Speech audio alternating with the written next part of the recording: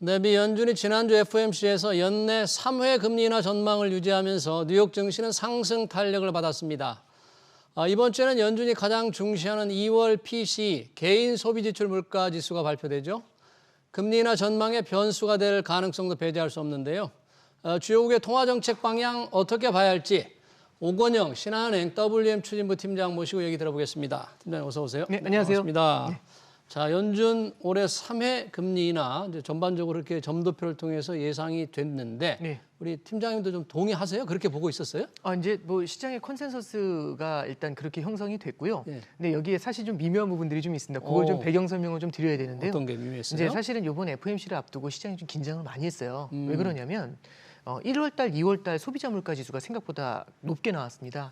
굉장히 2월? 끈적끈적한 모습을 보였고요. 네. 그리고 두 번째는 연준은 금리를 결정을 할 때는 물가뿐만 아니라 성장도 같이 바라보거든요. 근데 지난해 12월에는 연내 이제 2024년에는 1.4% 정도 성장할 겁니다. 이렇게 봤었어요. 네. 근데 성장세가 워낙에 탄탄하단 말이죠. 그래서 실제로 이제 이 성장 전망을 올리게 되면 어떻게 될까 이제 이런 걱정을 했던 겁니다. 왜냐하면 물가도 튼튼한데 성장까지 세잖아요. 그럼 지금 현재 5.5%의 금리가 결코 높은 게 아닌 겁니다. 이건 버틸 수 있는 거니까 그러면 금리 인하 자체도 아예 줄어드는 거 아니냐. 이제 횟수가. 그렇죠. 이제 이런 얘기까지 나왔던 거죠. 네. 실제 이제 그래서 뚜껑을 딱 열었는데 FOMC 때 나왔던 결과는요. 매파적인 면과 비둘기파적인 면이 공존을 했습니다. 매파적인 면은 뭐였냐면 일단 성장 전망 자체가 1.4였던 게 2.1로 점프를 했어요. 2.1. 예, 이거 굉장히 크게 뛴 굉장히 겁니다. 높게 올라갔네요. 네, 그래서 이제 이게 높아진 뿐만 아니라 두 번째는 이 점도표라는 게 있거든요. 이제 연준 위원들 19명이 점을 찍는 게 있는데 그게 이제 올해는 3번으로 고정이 됐지만 내년에는 원래 4번 정도 추가 인하를 한다고 했던 게 3번으로 또 슬그머니 줄어들었어요. 2025년에? 예, 그렇습니다. 네. 그러면 이제 내년까지 했을 때 7번 정도로 봤던 게 6번으로 줄어들게 된 거지 않습니까? 네. 그럼 이걸 보면서 시장은 충분히 긴축적이다 이렇게 느낄 수가 있었어요. 근데 이 뒤에 이제 파월 의장이 기자회견을 하면서 상당 부분 많이 희석을 시켜준 게 첫 번째는 이런 얘기입니다. 앞서 제가 말씀드렸던 게 1, 2월 달 소비자 물가 지수가 높게 나왔다고 말씀드렸잖아요. 예. 근데 파월 의장이 이거 계절성도 있고 그렇게 비중 많이 두고 보고 싶지는 않다. 이제 놀라지 이렇게 마라. 얘기를 한 거죠. 예. 어. 그러니까 이걸 보고서 시장은 이제 이게 뭐지? 이제 이런 느낌을 받은 거고 네. 두 번째는 그 연내 금리 인하는 가능하다. 그 얘기를 하나 더 붙여줬고 그다음에 양적 긴축이라는 게 있는데 예. 이 긴축 프로그램의 하나인데 그 속도도 조절을 할 것이다. 이렇게 얘기를 한 겁니다. 그러니까 하나를 주고 하나를 받은 거죠. 사실상 매파와 비둘기파가. 그러다 보니까 시장에서는 결국에는 연내에는 기준금리를 인하하지 않겠는가 하면서 지금 현재는 기존처럼 3번 인하에 대해서는 포커스를 좀 맞추고 있는 거고요. 네. 결국에는 데이터보다도 연준의 의지가 되게 중요합니다. 결국엔 낮춰준다는 거네. 이제 이렇게 보고 있는 건데 여기서 변수는 다음 달에 소비자 물가 지수가 3월 물가 지수가 4월 중순에 발표가 되거든요. 3월 물가 지수가 4월 중순에. 이 데이터가 만약에 높게 나오게 됐었을 때는 파월 의장도 1, 2월 별거 아니야라고 했던 게 어쩌면 물가 상승의 추세를 만들게 되지 않습니까? 그럼 약간 얘기가 복잡해질 수가 있겠죠. 아, 그래요? 네네. 그럼 다음 달 발표되는 3월 물가 지수와 또 이에 앞서서 네네. 2월 PCE 물가 지표가 이번 주 중에 나오잖아요. 네, 그렇습니다. 네. 그것도 상당히 주목을 해야 되겠네요. 근데 이게 사실은 PCE를 더 많이 바라보고는 있는데요. 네. 이제 사실은 CPI하고 이번 달에 나왔던 CPI하고 어느 정도 연동되는 면이 좀 있습니다. 그래서 그래요? 이것보다도 약간 더 최근에는 시장의 반응이 이 CPI에 대한 반응이 조금 더 높은 편입니다. 그래요? 그래서 PCE도 중요하지만 다음 달에 발표될 CPI에 조금 더 시장이 주목하게 되지 않을까. 그 정도는 보고 있습니다. 그러네요. 3월 CPI에 주목될 거다. 네네. 자, 이런 점도표에서도 이게 나왔는데 올해 3회 금리 인하하는데 미국의 자산운용사죠, 뱅가드. 네네. 뭐 이런 데서 굉장히 유명한 이코노미스트들이 네네. 금리를 뭐 안 내릴 수도 있다, 안 내리는 게 뭐 기본 시나리오 아닌가, 뭐 이런 전망까지 했다는 이게 좀 어떤 분석입니까? 이런 거는? 이제 그쪽에서 나왔던 분석의 이제 핵심은 결국에는 여태까지 보니까 물가 지표가 생각보다 탄탄한 거죠. 네. 그 중에서 물가 지표도 상품 물가가 있고 주거 물가가 있고요. 예. 그다음에 서비스 물가가 있습니다. 상품 물가는 안정돼 있지만 주거 물가는 이제 여전히 높거든요. 근데 대신에 파월 의장이 이제 작년 1월 달에 이 주거비 물가는 내려올 겁니다. 이렇게 했거든요. 근데 여기서 잘 들으셔야 되는 게 이번 1월이 아니라 작년 1월이었습니다. 그 벌써 그래요? 14개월이 지났는데도 아직도 안 내려오고 있잖아요. 그래요? 그러니까 이제 사람들이 바라보는 게 내려오긴 하는 건가? 이제 이런 생각을 하고 있는 거죠. 이게 주택 시장이 너무 뜨거우면 미국의 주택 시장이 이 주거비 물가가 쉽게 잡히질 않아요. 그럼 여기서 이제 어떤 말씀 드리고 싶냐면 이제 결국엔 주택 가격이라든지 자산 가격이 인플레이션을 자극하는 경우들이 있거든요. 네. 자산 가격이 너무 많이 올라가지고 사람들의 소비를 자극하는 경우도 있고 주택 가격이 너무 많이 올라가지고 렌트비를 자극하는 경우들도 생길 수 있습니다. 예. 이렇게 됐었을 때는 인플레이션이 올해 내내 끈적끈적하게 유지가 되잖아요. 네.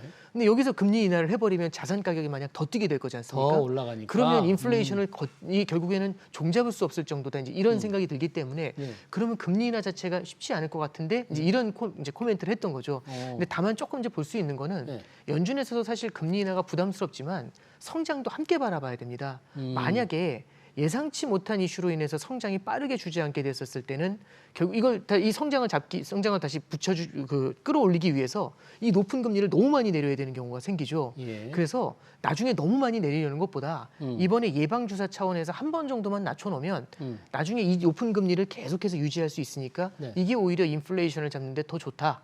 이보 전진을 위한 일보 후퇴다. 이런 관점에서 이제 기준금리 인하를 얘기한 겁니다. 네. 그러니까 뱅가드 같은 경우에 올해 금리 인하가 없을 거라는 거는 그다지 이 공감을 얻지는 못하는 분석이라고 봐야 되겠네요. 현재 현재로서는. 시장에서는 공감은 얻지는 못하는데 우리가 그 경종을 울리면서 지켜볼 필요는 있다. 이렇게 해석을 할 수 있을 것 같습니다. 만약에 성장률이 네네. 올해 성장률을 좀 상향 조정을 했는데 네네. 이게 고금리가 지금 유지되면서 좀 성장률이 낮아지거나 또는 네네. 고용이 타격을 받아서 네네네. 경기가 조금 더 안 좋아질 가능성 이런 가능성은 전혀 없습니까 지금? 지금 이제 실제로요. 연준에서도 걱정하는 게 그거죠. 그러니까 결국에는 지금 시장이 워낙에 탄탄하게 버티고 있는 것처럼 보이지만 금리 인상을 했던 이 누적적인 금리 인상이 굉장히 많았습니다. 이 금리 인상을 했었을 때 이 효과가 바로 나타나느냐 아니면 시차를 두고 나타나느냐의 문제인데 이게 시차를 두고 나타나면은 한순간에 이 경기가 훅 흔들릴 수가 있거든요. 실제로 고용 지표 같은 경우도 과거 데이터를 보면은 예. 사상 최저 고용 실업률을 기록을 하다가 한순간에 훅 뛰어 올라와요. 그러니까 너무 좋은 걸 보면서 금리를 빠르게 올리니까 갑작스럽게 경기가 급냉각하는 거거든요. 그렇기 때문에 연준에서도 이거를 한 번 정도씩 이렇게 살포시 눌러주는 것들이 필요하지 않겠나. 그래서 이런 것들이 이제 예방적 금리나 보험적 금리나 이런 걸로 결국엔 필요하지 않겠냐라는 게 파월 쪽에 이제 그 페드 쪽의 논리다. 이렇게 보시면 될 것 같습니다. 예방적, 보험적 금리 인하 정도 네네. 이렇게 봐야 되겠다. 자, 미국은 어찌됐든 올해 이제 세 차례 금리 인하를 예고하고 뭐 6월 정도면 이제 금리 인하가 시작될 거라는 전망인데 네네네. 우리 일본은 지금 기준 마이너스 금리를 폐지하고 단기 금리를 올렸어요. 이렇게. 네, 그렇습니다. 이제 거꾸로 이제 가고 있는데 네네. 이러다 보니까 바로 그런 금리 통화 정책의 차이 때문에 환율에 굉장히 영향을 미칠 것 같은데 네네. 엔화가 좀 올라가지 않을까? 네네. 뭐 이런 전망을 했는데 시장은 전혀 반대로 움직이고 있는데 이건 어떻게 분석을 해야 근데 됩니까? 이제 N 약세가 되려 나타났거든요. 네. 이제 이건 좀 배경을 좀 설명해 드릴 필요가 있을 것 같습니다. 일본 중앙은행은요. 사실 시장의 움직임에 굉장히 민감하게 반응합니다. 특히 일본 경제가 과거에 보면은 엔화 강세 국면에서 굉장히 긴장했었거든요. 수출이 어려운 상태가 되니까 내수는 워낙에 약한 상태에서 수출까지 어려워지면은 일본 경제가 너무 힘들어진다. 이제 이런 인식이 되게 강했던 것 같아요. 그러다 보니까 통화 정책을 변경을 했을 때 금리 인상을 했었을 때 너무 과도한 N 강세가 나타나는 게 워낙에 싫은 겁니다. 그래서 시장의 눈치를 굉장히 많이 보는데 이번에 일본의 이제 금리 인상을 바라보면서 이제 외신에서 보도하는 게 17년 만에 금리 인상이다. 네. 8년 만에 마이너스 금리 마이너스 폐지다. 이제 종료다. 이 정도면 굉장히 이례적으로 바꾸는 것처럼 보이니까 예. N강세 심리를 갖다가 건드리게 되는 거잖아요. 아. 그래서 이게 바꾸긴 바꿔야 되는데 최소한의 충격을 주면서 바꾸려면 어떻게 해야 될까라고 할 때 첫 번째로 했던 게 뭐냐면 사전 커뮤니케이션을 굉장히 많이 했습니다. 네. 그래서 실제로 지난 2, 3월부터 3, 4월 정도에는 통화 정책을 바꿀 거야. 금리 인상할 거야. 이런 걸 갖다가 시장에 계속 흘려줬거든요. 신호를 계속 네, 보냈다 그렇습니다. 이거죠? 그래서 실제로 3월 19일 날 기준금리가 인상됐는데요. 그 지난주부터 엔화가 강세로 돌기 시작했습니다. 일본이 이제 금리를 드디어 바꾸는구나. 이걸 인식해가지고 그 엔화가 강세로 돌기 시작을 했는데 예. 이게 만약에 강세로 도는 걸 좌시를 하면서 금리를 올려버리면 N강세가 보다 심해지게 되잖아요. 그래서 일본에서는 사전 커뮤니케이션에 플러스 뭘 해주게 되냐면 그 금리를 인상하기 직전에 양적 완화를 해가지고요. 네. 국채를 사면서 엔화를 풀어줬습니다. 아, 국채를 예. 중앙은행에 사면서 네, 엔화 국채를 돈을 풀어줬다. 3월 18일 날 그걸 풀어줬습니다. 예. 이게 사실 시장에서도 의외라고 생각을 했거든요. 근데 이제 이게 뭐냐면 시장에서 제일 싫어하는 게 불확실성입니다. 와 이제 강세로 갈 수밖에 없겠네. 금리 인상하면서 긴축으로밖에 갈 수 없겠네. 이러면 그 속도가 엔화 강세의 속도가 굉장히 빨라질 수 있습니다. 근데 반대편에 오퍼레이션을 한번 해주게 되면은 네. 시장이 깜짝 놀라게 되면서 불확실성을 느끼게 되잖아요. 그러면 일본이 긴축을 하는 과정에서도 과감하게 배팅하는 것보다 언제 반대 방향의 오퍼레이션이 들어올지 몰라 하면서 상당한 부담감을 느끼게 되겠죠. 예. 그래서 그 오퍼레이션의 강도를 바라보면서 최근에는 엔화가 주춤하면서 되려 약세를 보였었던 네. 그런 흐름이었다라고 해석할 수 있을 것 그러니까 같습니다. 지금 달러당 150엔, 예, 오히려 예. 150엔, 151엔 정도 네, 그렇습니다. 아니에요? 네. 그러니까 엔 약세가 지금 유지되는 거예요. 네, 그렇습니다. 네. 지금 상황이라면 이게 쉽게 바뀔 것 같지 않습니까? 이게 시차를 두면서 일본에서도요. 결국에는 지금의 엔화가 너무 약해지는 것들 혹은 너무 강해지는 것들 이게 좀 싫은 겁니다. 그래서 완만하게 강해지는 걸 바라는 것 같거든요. 네. 그러면 그 속도 조절을 할 필요가 있는 것 같고요. 현재 레벨에서는 천천히 밀어내리는 쪽으로 일본 당국에서도 조금은 조절을 하게 되지 않을까 그렇게는 좀 생각을 하고 있습니다. 그러네요. yen-달러 환율도 지금 시장에서는 엔 약세가 계속되고 있는데 지난 주말 네네. 또 중국 위안화가 네네. 중국에서 이례적인 통화정책 예고 완화 예고를 했잖아요. 네네. 예, 그러면서 그렇습니다. 위안화를 아주 낮게 고시를 했는데 네네. 이게 좀 변화가 심한 것 같아요. 어떻게 봐야 됩니까? 이거 네. 위안화 같이? 일단 첫 번째는요. 이 지준율 인하를 발표한 게 첫 번째, 지준율 인하를 예고했던 게 첫 번째 이슈가 되는데요. 예. 사실 그 이전에도 지준율 인하를 추가로 할 것이다라는 암시는 줬었어요. 그래서 이것만으로 위안화가 그렇게 빨리 약해졌다 이렇게 해석하는 거는 조금 좀 부족한 것 같고요. 여기에 이제 추가로 말씀드릴 수 있는 거는 미국의 금리 인하 속도가 생각보다는 좀 느릴 수 있다라는 게 2번. 예. 그리고 세 번째는 예상보다 엔화 강세가 세지 않고 되려 엔화 약세가 나타나게 되니까 중국의 위안화 역시 거기에 어느 정도는 동조화 현상을 보인 거 아니겠는가. 그래서 실제로 보시면 예. 위안화만 약세를 보인 게 아니라 말씀해 주셨던 것처럼 엔화라든지 원화도 동반 약세를 보였었던 흐름 이런 것들을 같이 보실 수가 있습니다. 그러네요. 지금 중국 시장에서 위안화가 달러당 지금 7엔을 넘어서 있는 거죠? 네, 7위안. 7위안 7.25까지 7.28까지 올라갔다가 예. 오늘 조금 너무 올라가다 보니까 환율이 이걸 한번 찍어 눌렀습니다. 한번 그래서 너무 지금 올라가가지고. 7.25 정도로 눌러놨습니다. 네. 그런 상황에서 말씀해 주신 대로 엔화 약세, 위안화 약세, 우리 원화도 그러면 계속 이렇게 약세, 네네. 원달러 환율 네네, 그래서 그렇습니다. 오르는 상황이 네네. 지속될 수밖에 없습니까 지금? 이게 결국에는 환율을 볼 때는 여러 가지가 네. 있는데요. 우리나라의 반도체 수출이 잘 되면서 결국에는 이 달러 벌이가 된다라는 거는 환율을 갖다 내려주는 워낙 강세 요인이 될 수가 있습니다. 그런데 단순히 그것만 볼 게 아니라 미국과 우리나라의 금리 차도 봐줘야 되고요. 예를 들어 미국이 금리를 인하하면 달러가 약세로 갈 수 있지만 우리나라로 같이 인하를 하게 되면은 이 효과가 희석이 될 수가 있지 않습니까? 그 이제 마지막으로 지금 질문 주신 게 뭐냐면은 엔화라든지 위안화가 약세가 되면 어떻게 될 것인가? 네. 우리나라 통화가요, 원화가 결국에는 우리나라는 대외 수출에 굉장히 의존도가 높지 않습니까? 다른 국가의 통화가 약한데 우리나라 통화만 강해지면은 이 대외 수출이 굉장히 어려워질 수가 있습니다. 수출 예, 경쟁력이 그렇습니다. 떨어질 수가 있다. 그러면 시장에서도요 어느 정도 키 맞추기를 하는 모습들을 좀 보이게 되는데요. 엔화가 과도하게 위안화가 과도하게 약세를 보이게 되면은 우리나라 원화도 어느 정도 균형을 맞추면서 거기에 비슷하게 약세를 보이는 경향들 이런 것들은 좀 보이고 있죠. 네. 그래서 위안화하고 엔화가 어느 정도 방향을 트는 게 우리나라 원달러 환율도 하방 쪽 그러니까 원화 강세 쪽으로 방향을 잡는데 실마리가 되지 않을까 그렇게 보고 있습니다. 그러네요. 그러니까 엔화와 위안화 가치를 잘 봐야 되는데 여튼 미국이 이제 올해 3회 금리를 내린다면 달러는 좀 시간을 걸리겠지만 달러가 네네. 좀 약세로 갈 가능성이 있지 않습니까? 좀 네네, 그렇습니다. 장기적으로 볼 때는 네네네. 그러면 달러 대 위안화, 엔화, 원화 환율은 어떻게 바뀔까요? 예, 중장기적으로는 달러가 약세를 보일 것이라는 데는 어느 정도 공감을 좀 합니다. 예. 근데 이제 많은 분들과 대화를 나누다 보면은 달러 약세라고 하면은 예전에 우리한테 익숙했었던 환율이 있지 않습니까? 예. 그 환율, 그러니까 예를 들어 1,150원, 1,100원, 뭐 1,200원 1,100원 이제 이렇게. 이런 환율로 돌아갈 거라는 생각들을 굉장히 예. 많이 하세요. 근데 그리고 이제 오히려 뭐 1,270원, 60원 이러면 그거는 워낙 강세가 아니다. 이제 이렇게 이제 해석하시는 분들도 많은데요. 저는 이제 한 말씀 드리고 싶은 게 뭐냐면 지금 우리나라가요. 과거에는 대중국 성장 의존도가 굉장히 높았습니다. 네. 근데 중국 성장 의존도가 약간 약해지게 되면서 대미 수출 의존도가 높아졌잖아요. 네. 이제 미국의 금리가 인하되는 게 미국의 성장이 둔화가 되면서 금리가 인하되지 않습니까? 그러면 이제 달러 약세 요인이 되는 게 맞는데 미국 성장 둔화가 우리나라 수출에도 만약 영향을 미치게 된다면 미국이 성장이 예. 둔화되니까 우리나라 예, 물건을 그렇죠. 덜 사가게 될 예, 수 그렇게 있다. 되면은 우리나라의 수출 실적이 떨어지게 되고 이거는 원화가 강세가 나타나더라도 과거와 같은 형태의 그 정도의 강한 모습들 이런 모습들이 나타날 가능성이 조금 줄어들지 않겠는가. 예, 그 정도로 좀 설명을 드릴 수 있을 것 그러네요. 같습니다. 그러니까 다시 달러가 약세가 되고 원화가 강세가 되더라도 예전 같은 네. 원달러 수준으로 떨어지기는 좀 쉽지 어렵지 않을 것 않겠나. 같다. 네, 그렇습니다. 네. 그렇기 때문에 단기적으로 지금 1,330원, 네. 1,440원 이렇게 높은 수준이 네네. 유지되고 있네요. 네네, 그렇습니다.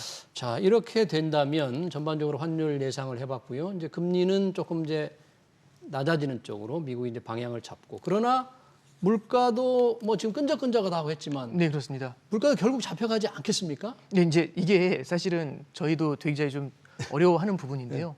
방금 전에 말씀드렸던 것처럼 미국의 물가가 상품 물가, 그다음에 주거비 물가, 그다음에 서비스 물가가 있습니다. 근데 이게 그 상품 물가는 어느 정도 잡혔지만 이 상품 물가는요. 중국 쪽이 디플레이션의 영향을 상당히 많이 받았던 것 같아요. 예, 그리고 이제 유가가 하락했던 게 영향을 줬었는데 상품 물가는 잡혔고 주거비 물가는 좀 끈적한 모습이고요. 네. 서비스 물가는 미국의 소비가 너무 탄탄하다 보니까 쉽게 안 잡히고 있습니다. 근데 이런 상태에서 지금 이 두 가지 주거비 물가하고 서비스 물가를 잡으면 된다 이렇게 생각을 하고 있는데 문제는 최근에 유가가 좀 올랐지 않습니까? 예. 이러면서 상품 물가가 다시 올라오는 듯한 모습들을 좀 보이고 있습니다. 그러면 약간 어떤 느낌이냐면 이 두더지 잡는 느낌 있지 않습니까? 이걸 두드리면 이게 튀어나오고 이제 이런 식의 흐름이 나타날 수 있지 않습니까? 그래서 이제 일각에서는 2%로의 물가로 수렴하는 게 생각보다도 그러니까 라스트 1마일이 마지막 1마일이 생각보다도 좀 오래 걸릴 수 있지 오래 걸릴 않겠는가. 수 있다. 예, 그래서 2%로 잡는 거는 가능한데요. 네. 우리가 기대했던 것보다는 시간이 조금 더 소요되지 않겠는가. 이제 그런 예상들은 좀 나오고 그러네요. 있습니다. 그러니까 물가가 안정되는 게 쉽지 않다. 울퉁불퉁하면서 오래 걸릴 것 같고. 네, 그렇습니다. 네. 금리 인하도 뭐 세 차례로 예상되지만 좀 더딜 것 같고. 네네. 그런 상황에서 이 투자자들의 뭐 포트폴리오 구성이나 투자 전략을 좀 생각한다면 네. 어떤 식으로 좀 방향을 잡아야 할까요? 네, 저 사실은 연초에도 한번 말씀을 드렸던 바가 있는데요. 기억하실지 모르겠지만 연초에는 연준에서 시장에서는 연준이 올해 7차례 기준금리 인하를 할 것이다. 이제 이런 얘기를 하고 있었습니다. 가장 큰 이유가요. 옛날부터 패턴 자체가 연준은 에스컬레이터를 타고 금리를 올리고 엘리베이터를 타고 금리를 내린다라는 표현이 있었습니다. 그러니까 천천히 올라갔다 확 잡아 내린다는 확 얘기죠. 내린다. 그래서 이번에도 금리 인하를 한다니까 엘리베이터처럼 내려오겠네라는 기대가 있어서 연내 7차례 내년에 추가 이런 걸 생각하고 있었죠. 근데 지금은 연내 7차례는커녕 내년까지 6차례 정도로 반영을 하고 있습니다. 그러니까 결국에는요. 시장의 기대라는 게 상당히 앞서가는 면이 굉장히 크다는 거죠. 네. 그럼 시장이 기대를 하면서 몰려갈 때요. 그런 몰려가는 것에 따라가게 됐었을 때는 낭패를 볼 가능성이 상당히 높다라고 생각을 합니다. 그래서 이제 참 공식처럼 말씀을 드리는 거지만은 여러 자산들의 그러니까 다양한 시나리오들이 빠르게 돌아갈 수 있다는 점, 지금의 시나리오가 언제든지 되감길 수 있다라는 점, 이런 점들을 감안하면서 분산 투자 쪽으로 자산의 포트폴리오를 넓혀놓는 것, 쏠림 투자를 경계하는 게 가장 중요한 평가가 아니겠는가 그렇게 생각을 합니다. 시장의 기대대로 쏠림 현상을 좀 따라가지 마라. 네네. 그렇게 해서 분산 투자를 하라. 네, 그렇습니다. 교과서적인 얘기인데 네네네. 그렇죠? 네, 그렇습니다. 주식이나 채권이나 귀금속 여러 가지가 있을 텐데 그래도 네네네. 좀 밝게 보이는 건 없습니까 혹시? 그러니까 예를 들어서 이런 거죠. 그러니까 예를 들어서 이제 채권 같은 경우도 금리 인하니까 채권 사는 게 좋다. 우리는 보통 그렇게 배우잖아요. 근데 이미 기준금리를 내리기 전부터 시장금리가 과도하게 내려가서 먼저 기다리고 있어요. 그런 상태에서 과도하게 내려가 있는 시장금리를 보면서도 들어가게 되면은 오히려 금리가 튀어올랐을 때 되려 이제 우리가 손실을 볼 수가 있죠. 그래서 따라가지 말라는 말씀을 좀 드렸었던 거고요. 또 하나 이제 말씀을 드리면은 금이라든지 달러와 같이 변동성을 잡아주는 자산에도 일부 정도 좀 포함을 시키는 것들은 좀 추천해 드릴 수 있을 것 같습니다. 네, 잘 들었습니다. FOMC 투자 전략 잘 들었습니다. 지금까지 오건영 신한은행 WM 추진부 팀장이었습니다. 네, 고맙습니다. 네, 감사합니다. 네.